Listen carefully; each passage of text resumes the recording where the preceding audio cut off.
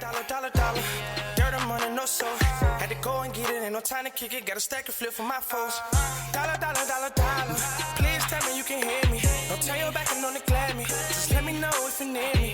Dollar. Let me watch out for my partners. Keep my money long, get my team strong. Let me run away from my problems. Yup, what's good, original crew? We're back with another Watch Mojo. That's what are you? No. We got the Diddy trial. 9 new revelations.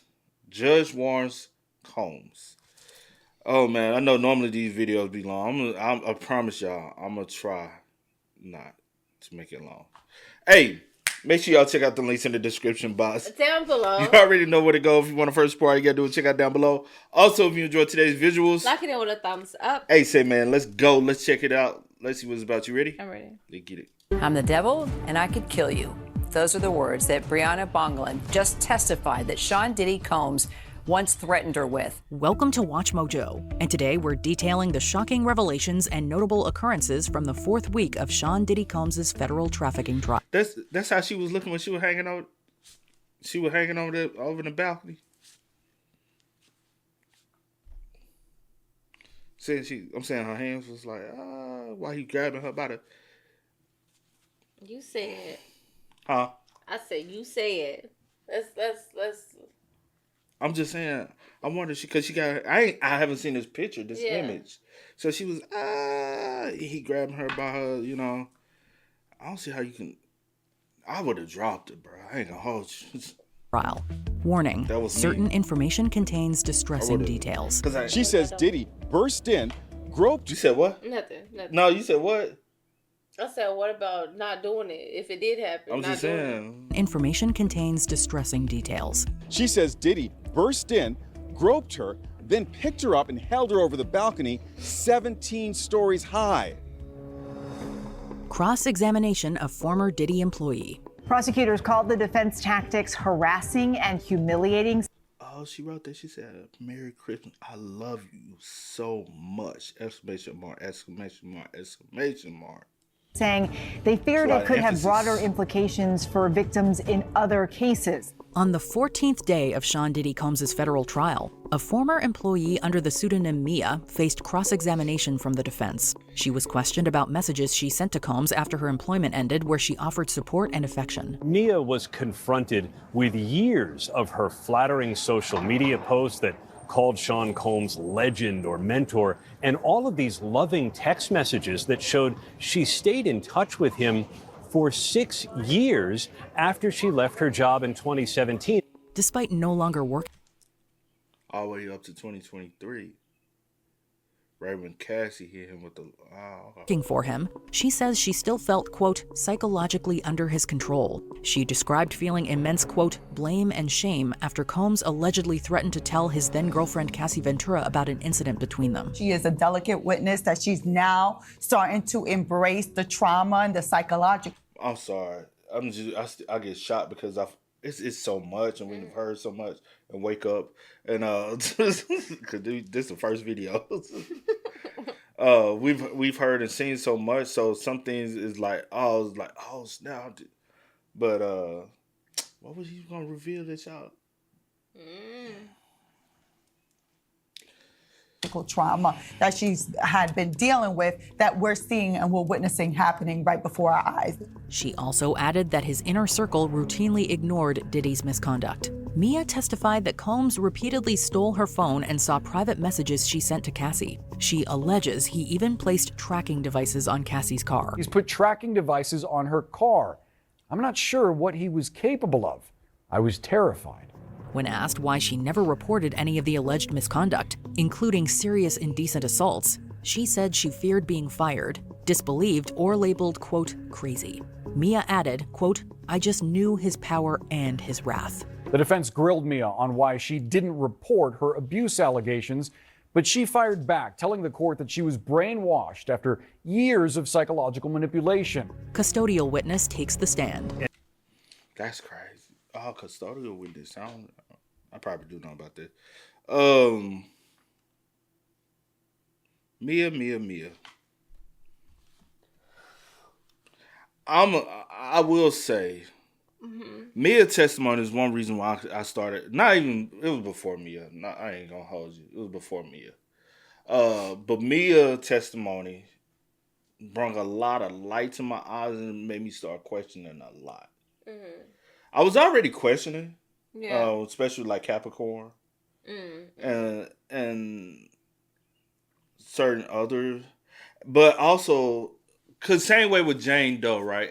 And we found out about reason why Jane Doe is going by Jane Doe, due to the benefits she's still receiving from him. Because I was like, why Cassie coming forward, Capricorn is able to come forward and say, you know what I'm saying, he did. I was like, why Mia is not letting people know who she is? And I understand that, you know what I'm saying, powers and stuff and all, like that and everything. But also, come to find out, Mia's still in communication and was still trying to actively be employed by him. Same way with Capricorn. Even though they haven't worked for him in years, they have always tried to keep in touch with him to be able to keep coming back to him to try to see if there's a possibility of them getting some type of employment through him. I guess, you know what I'm saying, you try to keep that card good. And then Jane Doe, he's still paying her bills even up to the point where she took the stand.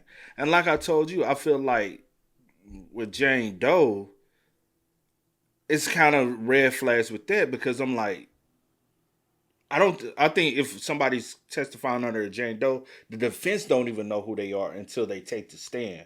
Or that, you know what I'm saying? So Diddy probably was surprised on that day to find out who Jane Doe is. Right.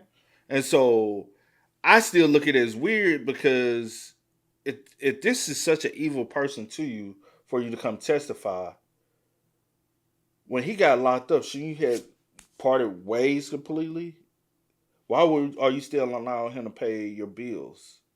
Yeah. And bills in the sums of thousands and thousands and thousands of dollars. I'm just like, it's very I won't want weird. your money either. Because it's dirty money. If it's not about that, I won't want your money. I want justice. Especially if I'm going to testify against you. So you can cut it. And then, I don't know. Just, it seems a little weird to me. And it returned the jury to one of the central focal points of the prosecution's case, and that's the freak-offs, these sex performances that went on that left hotel rooms often in disarray. Sylvia Oken, the area director of sales and marketing at the Beverly Hills Hotel, offered insight into hotel records linked I do remember her testifying, but nobody really covered her testimony in detail. to Sean Diddy Combs. She revealed that several of Combs' stays at the hotel racked up additional charges for cleaning and damages, including a $500 fee for, quote, oil damage and $300 for cleaning drapes. Showed the jury a couple of bills with extra charges to... Y'all getting stuff on the drapes? Oh, they all over. That baby oil squirting, that baby oil probably or just... Because they did it in the living area. Like, because they said they would cover the couches and chairs. You know something so crazy? They would cover the couches and chairs and sheets and plastic. And it's all... Sheree said they started off with towels, then eventually led up to sheets. Yeah. You know? Yeah.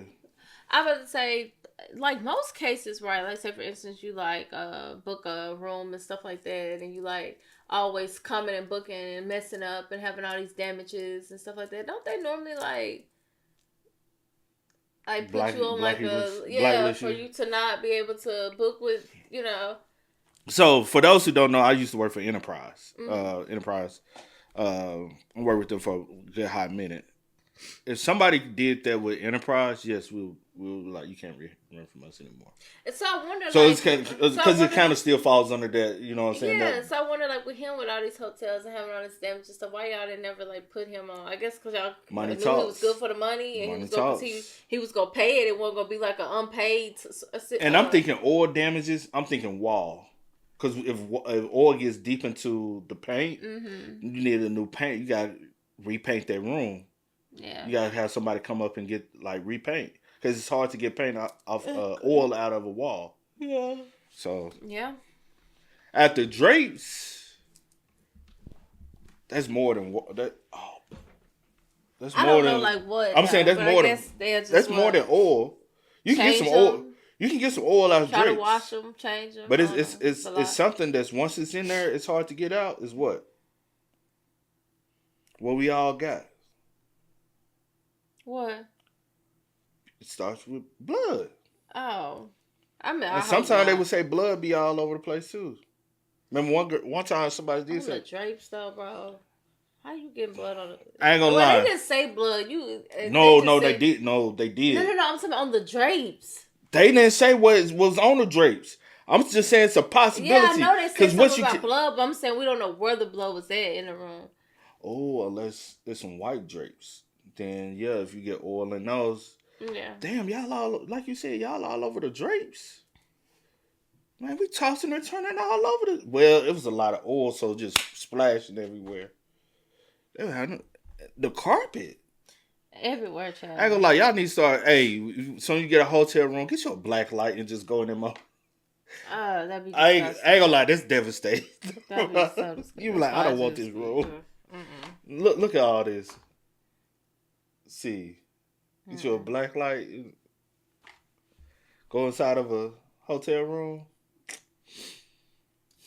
Clean the drapes, and one to clean up excessive amounts of oil that earned Combs a $500 miscellaneous charge. Oken also confirmed that some of Diddy's reservations were made under the alien. He look a little ashy right here. Where all that oil at?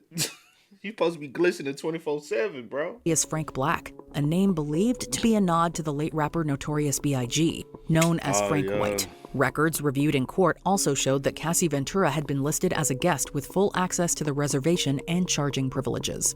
Witnesses have testified, especially Cassie Ventura, that baby oil was everywhere after those hotel stays. Hotel security guard speaks.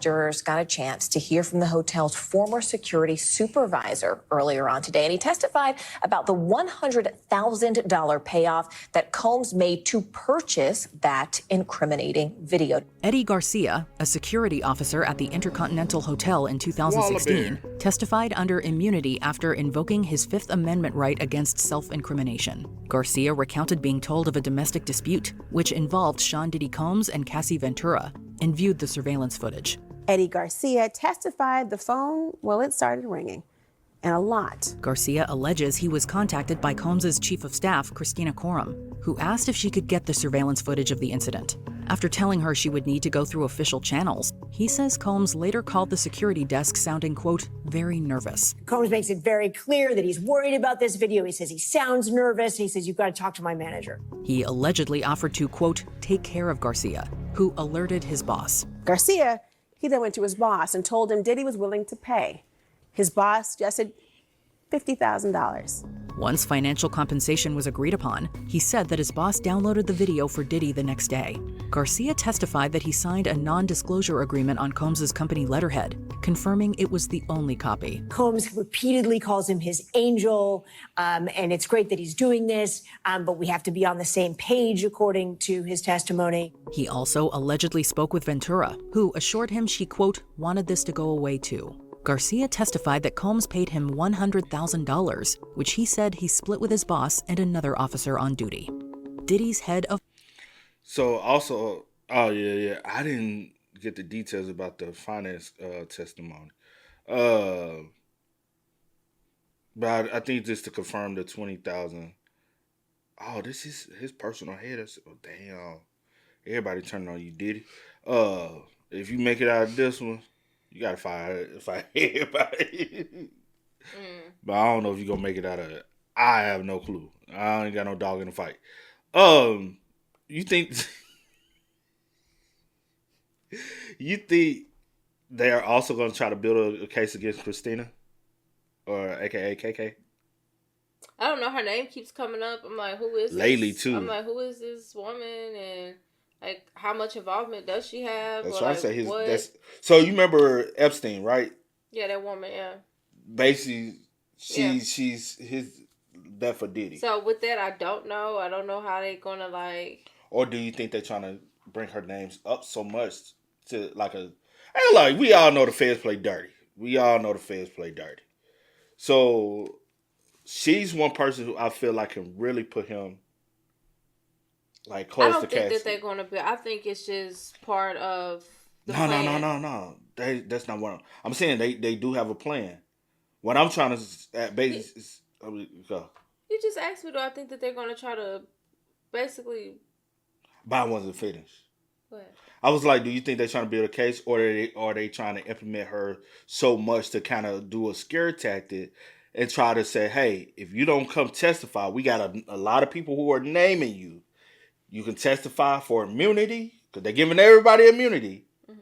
Or that's what I was about to say with KK, right? Yeah. Yeah, that's what I was about to say. I was about to say, I feel like they continuously bringing up her name because either they have a plan to try to, hey, this person implemented you, you had this influence, you had this, whatever the case may be, so that they can like press her to try and come and testify. And if she does, I feel like that's just gonna... That's the nail in the coffin, I feel like. Yeah. And 9 times out of 10, it'd probably be, if so, she'll be the last person. True. Of Finance testifies. Derek Ferguson was called by federal prosecutors, I think, to help walk them through all of the money that Sean Combs had at his disposal. Derek Ferguson, who served as Sean Diddy Combs' head of finance from 1998 to 2017, offered insight into the inner workings of Combs' business empire. He revealed that his role extended beyond corporate matters, involving Diddy's personal finances as well. Ferguson explained that senior executives, including Combs, were issued corporate credit cards, which Combs occasionally used for both personal and business. He says it was up to his team to determine which entity should cover each charge. He testified that Diddy's personal and business finances would sometimes overlap. That's a whole different case right But he said he never saw anyone help Diddy commit crimes. He confirmed that Diddy regularly provided financial support to family and friends through salaries or distributions. Ferguson concluded his testimony by saying he never witnessed Combs commit any crimes and praised what he saw as a passionate work ethic. The impression the defense was hoping to leave the jury was, here's a legitimate businessman protecting Combs from any shenanigans that the federal prosecutors might be talking. So was that a prosecution witness? The prosecution witness? Because these are still the Yeah, I think so. Oh, they didn't work in that behavior. In their favor. Yeah. I was going to say behalf. My bad, yeah. Their favor. Or behalf. Yeah. On their, whatever you want to That's crazy, though. I guess so. I mean, I would guess everyone that's coming up is, yeah. Right now, still on the process, yeah. Talking about as a criminal enterprise. Forensic video expert takes the stand. This morning, a forensic video expert testified about that 2016 hotel surveillance footage showing Combs attacking Cassie Ventura. Frank Piazza, a forensic audio and video expert, testified at Sean Diddy Combs' federal criminal trial for the prosecution. He confirmed that surveillance footage from the Intercontinental Hotel, capturing Combs physically assaulting Cassie Ventura, had not been manually altered. There are no anomalies going on in the file to indicate it had been manually altered. He created a compilation of video clips at the government's request to track individuals' movements during the incident and affirmed that none of the footage showed signs of tampering. The jury also was shown that video over and over again while this forensic expert was on the stand. He also testified to enhancing 10 explicit videos and the audio of another, all reportedly recovered from a laptop associated with the Frank Black alias, believed to be used by Combs, which Cassie had handed over to authorities. Oh, so she remember I told you that. I didn't know. I had told you. I said they got the videos. So and that's when I was like, how did Cassie obtain? I was like, how did they get the video evidence? And then I told you, and I said it on a couple other videos, I feel like I heard that they had obtained like footage and stuff. The footage from her. From the FOs from her. My biggest thing is, you left in 2018, right? You broke up with him. You was in a relationship in 2018. You still held on to this whole time. Mm-hmm. And that was your trump card. Mm-hmm. AKA, I feel like you was going to use it for blackmail. And technically you did, because even you still was willing to blackmail him until you filed your lawsuit. And I know people like, but she went through all this, she like whatever you want to say. But at the end of the day, she was blackmailing, he was blackmailing, you know what I'm saying? And the thing is, I still find it awkward and weird for you to have left the relationship. You was in another relationship, and you still was going back for the freak offs. And what's also so crazy, it was also stated that one time during one of the freak offs, your husband contacted you and you answered the phone during the freak. I don't know how factual that is, but there's alleged that that situation happened. And if that's true, that's 100% weird to me. And there's no way that you don't know, you know what I'm saying? He didn't know that this stuff was going on of some sort. It just don't make sense, bro. I feel you. Yeah. But do you consider that possible blackmail? Because it sounds like it was his laptop. It was operated by Frank White. She had to take it because it's not hers. I feel like holding on to it, so that you'll be able to later use it for some type of leverage. Yeah, I feel like more so with sending the book and stuff, and like, hey, I want to put this out, or you can give me this amount. Is that not money. blackmail? That's definitely so that's two indications of blackmail. I'm saying the book for sure, because you brought it to his attention for monetary gain. The laptop, did he even notice I don't guess that was ever brought to his attention and like, hey, I got this footage still. You may not remember, but I still got this stuff. But also, I want this amount of money. If you don't give me this amount of money, I'm gonna either turn it over or put it out. Huh? A lot of stuff used to come up missing. Yeah. Too. No, I get that. I get all of that. I'm just. And she sent the book, and was a test. She was contacting his people saying, "Has he read the book? Do he know about the book?" And they told her, "Yo, I don't think nobody's taking this serious." Then she decided to, all right, I'm gonna go to, and basically transform the book into a civil suit. Because, like, say for instance, I know how a person is, right? And I know they won't want this stuff to get out. You don't want nobody to know all this stuff was happening, or you was doing this, or whatever the case may be. So, hey, I'm gonna send you this, this book or whatever. I'm gonna send you these documents. Read over it. You see the stuff in it. You see the stuff I put in it. You wouldn't dare want me to put that stuff out, right? So knowing who he is, or just knowing just anyone period that got money or whatever case of being able to just pay, you 9 times out of 10 will know that here's some money up front. Don't put this out, and make them sign something. Make them sign an NDA to not to not put this information out, because you know how he moves. Yeah, but she was there for 11 years. But since he didn't do that or take it serious or whatever the case may be, it's kind of like a spit in the face. Like, okay, cool, I got you. And I'm about to go to authorities now. And she knew she had them videos. And even with that, holding on to those videos for all these years.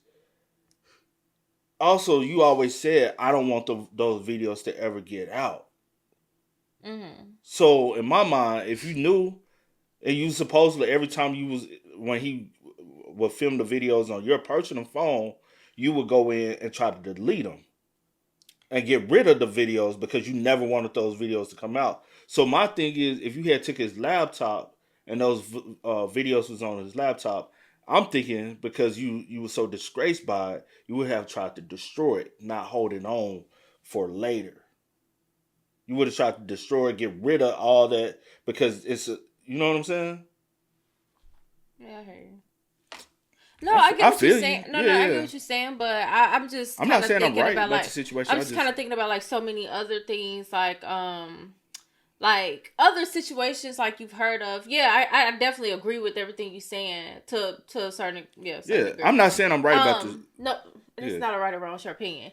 But yeah, I somewhat agree with what you're saying, but that hey, like if you was so like this was such a distasteful time, or situation, or just everything that happened, this whole ordeal happened in your life, you like, I don't want anything to do with that, right? Because she also told her friends and stuff that I don't want anything to do with that. I'm going to just get rid of this stuff. I don't want to be connected to any of this stuff. I just want it out of my mind. I want to move on. I want to whatever.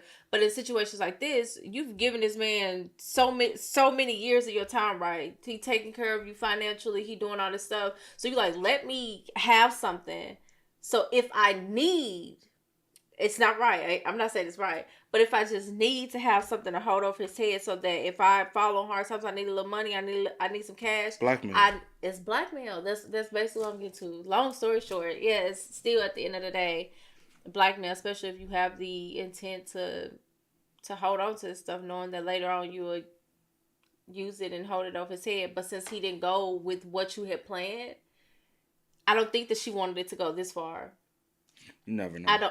I don't know. Oh, which could be true. I don't know, but I don't think that she wanted it to go to court. Yeah. I don't think she wanted, but since he wasn't taking it serious and how she planted in her head, she had she had no other choice and don't know what outside influence. Because she settled quick. She settled too quick. As far as like, people pushing like, hey, okay, he don't want. Well, we got to take it because we go get it. We go get it one way or another. And he settled quick with that from that 30 to that. So.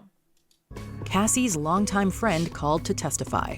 Did Sean P. Diddy Combs dangle a woman from the 17th floor balcony of this LA apartment building? Briana Bongalan. From the 17th floor balcony. Somebody would have saw something too, though. If it's... Of this LA apartment building? Briana Bongalan, a friend of Cassie Ventura, testified about a violent 2016 encounter with Diddy. She alleged that he held her over a 17-story balcony before throwing her onto patio furniture, causing injuries and lasting psychological effects. Sean Combs comes and lifts her up, telling her, you know what the F you did, and lifts her onto the railing. She said her feet were dangling over. Sean Combs then lifted her off the railing, threw her onto some furniture. Combs allegedly yelled at her, quote, "Do you know what the F you did?" Bongalan said she still doesn't know what Diddy was upset about. She also recounted multiple alleged disturbing episodes at Ventura's apartment, where she often stayed. In one alarming incident, she purports that he burst in and threw a knife in Cassie's direction. I just remember seeing a knife get thrown in her direction, referring to Ventura.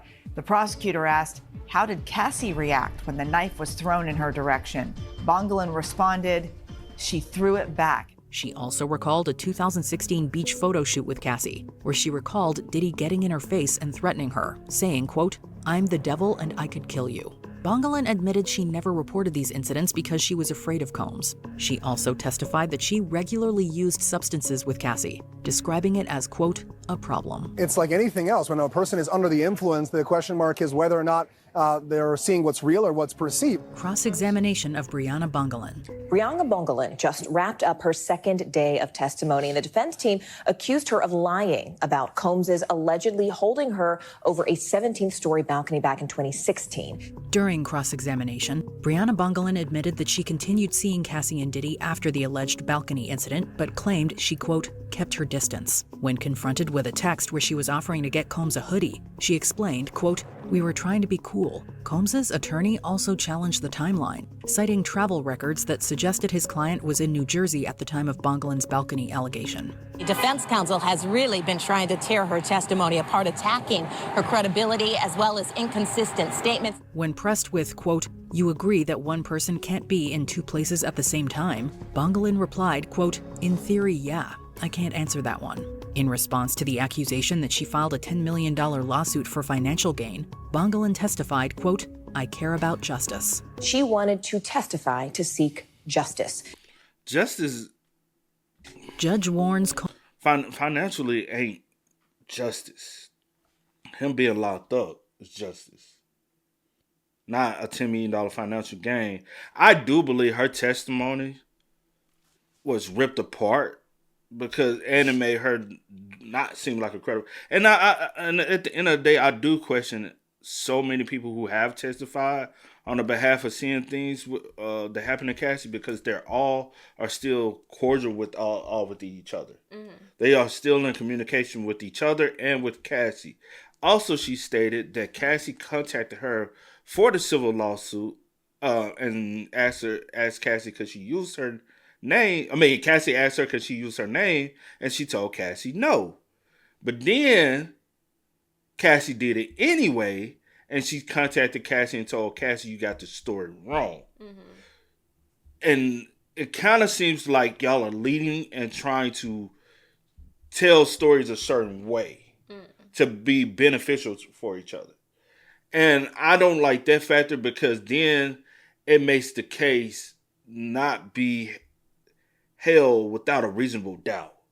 Because now me hearing all about y'all drug-induced rampages that y'all constantly are on, it makes me question, who really was around that probably was really influencing her? Was it Diddy or was it y'all? Because we're trying to build a case around Diddy, but y'all were, you know what I'm saying, doing a lot of indulging when she's with you. So is Cassie just doing drugs or is she forced to do them because of Diddy? So now that puts a question in my head, is Diddy really influencing her to do that? Then The drugs. Yeah, the drugs. Then it's the notion of certain events. If y'all can try to come up with lies about this, what else could y'all possibly? So now you creating doubt in my head. Because I'm thinking of as far as a juror standpoint. And anytime I got doubt in my head, I'm questioning it all. And by a jury, you have to be like without a reasonable doubt. So I like for a fact I know he's guilty. And I like looking at it right now, I don't think it's for a fact that he's guilty. Like we always say, domestic violence, yes, proven fact. He's a loose cannon in his head. Something is not clicking all the way right there in his head. But now I'm looking at it also as a willing participant. How much are y'all willing to participate in it during this time? Because everybody also was operating from a financial gain of some level during this whole time period. Then she said she would provide Cassie with the drugs. But then at one point she said Puff provided her with the drugs. But she said she was selling certain drugs to Cassie. I'm like, how are you selling? But then Diddy has to give you some. You the supplier then. So I don't know. It makes me think some things are just not credible. And it makes me bring up doubt as far as what he's on trial for. But I still think he's a monster, dog, like of some sort. You know what I'm saying? A great businessman. I ain't going to put that behind him. You know what I'm saying? He's been able to build his bad boy empire, but that doesn't speak on him as an individual, as a human. You know? Got anything, man? You just tired. Combs could be excluded from courtroom. There was a major moment just now inside of the Diddy trial. While the jury had left the room, the judge had a conference with the actual attorneys. In a shocking moment, Judge Arun Subramanian issued a stern warning to the defense, stating that Sean Diddy Combs could be removed from the courtroom if he continues attempting to engage with the jury. The jury went out, Briana Bongalan went out, and the judge turned to the defense team and said, your client was nodding vigorously during the testimony towards the jurors. The judge said he observed Combs, quote, nodding vigorously and looking directly at jurors on 2 separate occasions during Briana Bongalan's testimony, behavior he had already cautioned against, calling Diddy's conduct, quote, absolutely unacceptable. The judge said he expects this not to happen again, that the defendant in his case would look at the jurors, would nod, or in any way react. During a sidebar, he reiterated having seen Combs repeat the behavior and asked defense attorney Mark Agnifilo whether it would continue. Agnifilo assured him it would not. And the judge replied, well, that's good, because if it does, then I may remove Combs entirely from the courtroom, which would be quite a big deal. Before we continue, be sure to subscribe to You think he's gonna get kicked out? If he keep on, yeah. I'm just. You can't control I'm saying, do yourself. you think it's gonna keep going? Yeah, because he like to be in control of everything. You ain't gonna tell me what to do. He is a control freak. He's man. a control. Yes. You ain't gonna tell me what to do, huh? and switch on notifications. Diddy accuser Jane tells her story. According to the prosecution, she had direct experience with these freak-off parties that Combs had, these kind of drug-fueled, days-long parties. Testifying under a pseudonym, Jane described a pattern of control, coercion, and manipulation during her relationship with Sean Diddy Combs. She recalled a substance-fueled trip to the Bahamas, with Combs providing her, quote, doses. After the trip, she says he wired her $10,000 to compensate for her time away from work as an influencer. In 2021, Combs allegedly introduced the idea of her sleeping with other men. Jane testified that another man was involved in their intimate encounters 90% of the time, and although she agreed at first, she claims to have told him she wanted it to stop. She purports feeling obligated to, quote, perform these nights for him, particularly because he was paying her rent. When asked about hotel nights or freak-offs, she described them as encounters involving a male entertainer that sometimes extended beyond 24 hours. It could be very detailed and very graphic in the coming days, Morgan. Are you following the federal trial of Sean Diddy Combs? What do you... I ain't gonna lie, with Jane, though, I'll tread a very thin line with Jane, though. For one, I don't know what you really in any, like, using the term influence is very light. You know, I'm a tread lightly with that statement. Mm-hmm. Then I'm gonna look at it.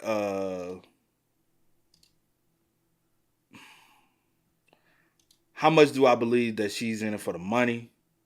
Because you got to look at it at the fact of who the other people she's attached to that's in the industry. You know what I'm saying? And what benefits are you receiving from that end? And so, like, sometimes, I don't know. Jane Doe, I feel like, is a little sneaky as well.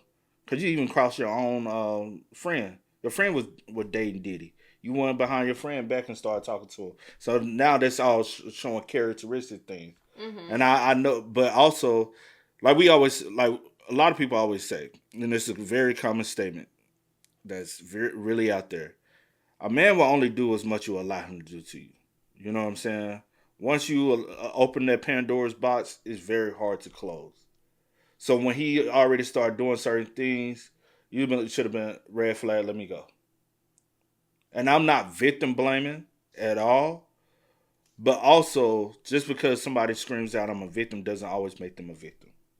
Mm-hmm. You know, like sometimes you just got to kind of read between the lines of certain things and be like. And I also feel like it's questionable. Yeah, and I also feel like in her situation, I feel like it would have been easier for you to pick up and just leave.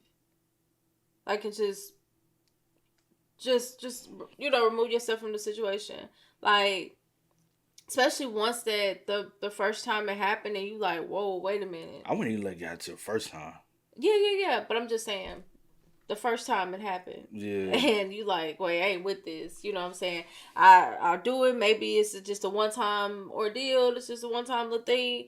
But I'm not about to be like a continuous thing. You know what I'm saying? But I do feel like in her situation, it would have just been easier for you to just leave. You know what I'm saying? It hasn't gotten to like at that particular time, like to a point where you too far deep. Like you like too far like into it. You like deep, you know. And I don't think it had gotten to that point. And another thing, I'm like, I've been trying to be like. I honestly be with trying a sensitive approach. I try my best to, especially as a woman, just as a person, period. I just really try my best to, but I really be trying to put myself in like situations and like as a woman, how would I react and how would I respond and how would I approach situations. And I do know that sometimes, since you're not in that situation, you don't know, and you can only look at it from outer lens. Yeah, the hypotheticals, maybe if this was, whatever. But I just with her, I'm just like, bro, you could have just left. You didn't have to, You didn't even have to get that deep at all, bro. Not at all. But I don't know if it's the simple fact that he's like financing your life. You know what I'm saying? Because you approached him and said, I want $15,000 from you. And he said, I'll do 10. And you just like, all right, okay, cool. whatever. And then from that, you went out and got a $10,000 a month rent on a home. And then how to finance. Which doesn't make sense. That is super like OD. That's and then like backwards. You didn't even have the finance to be able to furnish it. You took out 3 credit cards and maxed out 3 credit cards. And then I'm thinking, because the way they brung it up and the way they talked about that, I'm feeling like Diddy even had to pay those credit cards off because you couldn't financially finance the home. Because in her words, it was too big. It was too much. Like it was going to take too much to finance. And she didn't have the money to furnish the home. Yeah, it's just like I'm really like trying to. And he really didn't take away from being an influencer. She wanted to be an OnlyFans, and he told her. But I guess that's still taking away from what you want to do in life as far. Well, do it. Pop your pom pom. Do it. Like, I mean, my thing is, y'all didn't even really know y'all was in relationships with this man for real. Did she attest to any physical abuse? No, she didn't. My thing is, y'all like, well, I just believe we were together. I believe he was my boyfriend. I believe this. I'm like, y'all don't even know if y'all in relationships and y'all like committing y'all entire existence to I feel like we go together. Or do you? And it's just crazy to me. And I'm like, you just honestly, I kind of like in a sense, like, you know, that's why I feel bad. Cause I'm like, where are you mentally as far as like the way you respect yourself and the self-love you have for yourself. Like I feel like it's just at this point it's deeper than just like the top surface of like, and it's deeper than being with him. You know what I'm saying? Because this is especially with Jane Doe, it's way more deep rooted because you've been in the industry for a while. Yeah. Because of other things you're attached to. And you know what I'm saying? So I don't think your mental state has anything really to do with Diddy. It just you got too caught up and too deep into it with him. And I don't and I guess sometimes you can't get blinded by things and you loving the lifestyle, you loving not having to do nothing and someone just taking care of you and like, oh, this all you need me to do? Oh, okay, I can do that. But then it gets out of hand and sometimes you can't, you know, bring it back and control the situation once it has gotten too far gone. So I don't know. Oh, I just remembered. I'll show you. I pray for healing for everybody because this is just too much for me, child. Yeah. I just be like drained after hearing all this stuff. Well, we back at it tomorrow with the testimonies, but we get at least a 24-hour break. Hey man, y'all spam us up in the comments. Y'all let us know y'all thoughts about it for us in the comment section down below. But until next time, y'all know how it go, man. I do go by the name DJ New Kid. This is Sierra Nicole. We are. Go and get it, ain't no time to kick it. Got a stack and flip for my foes. Dollar.